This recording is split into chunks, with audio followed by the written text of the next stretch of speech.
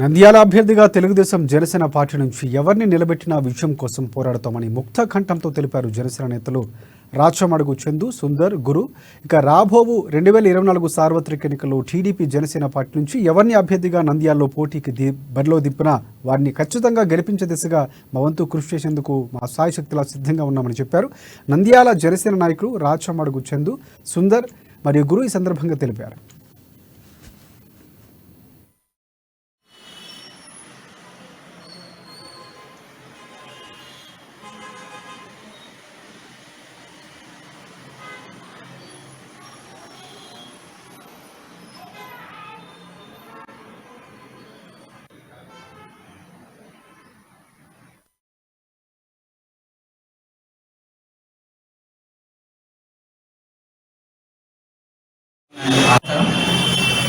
మా అధినాయకుడు శ్రీ పవన్ కళ్యాణ్ గారు మరియు టీడీపీ అధినాయకుడు నారా చంద్రబాబు నాయుడు ఆదేశాల నంద్యాలలో జనసేన తెలుగుదేశం క్యాండిడేట్ ఎవరు ఉన్నా మేము ఆయన గెలిపే దిశగా పనిచేస్తామని ఈరోజు నిర్ణయించడం జరిగింది.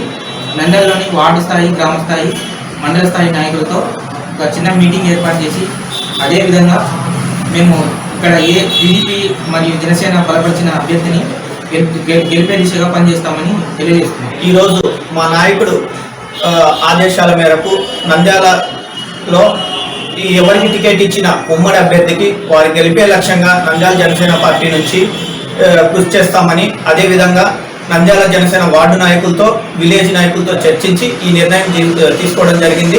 ఎవరికి టికెట్ ఇచ్చినా వాళ్ళు గెలిపే లక్ష్యంగా ప్రతి ఒక్క జన సైనికుడు కష్టపడి వాళ్ళని గెలిపించి మా అధినాయకులకి గిఫ్ట్గా నంద్యాల నుంచి టికెట్ ఇస్తామని మనం చేస్తున్నాం. జై జనసేన, జై హింద్. మా అధినాయకులు మరియు తెలుగుదేశం పార్టీ అధ్యక్షుడు నారా చంద్రబాబు నాయుడు గారు నిర్ణయించినటువంటి ఉమ్మడి అభ్యర్థిని నంద్యాల నియోజకవర్గంలో కంపల్సరీ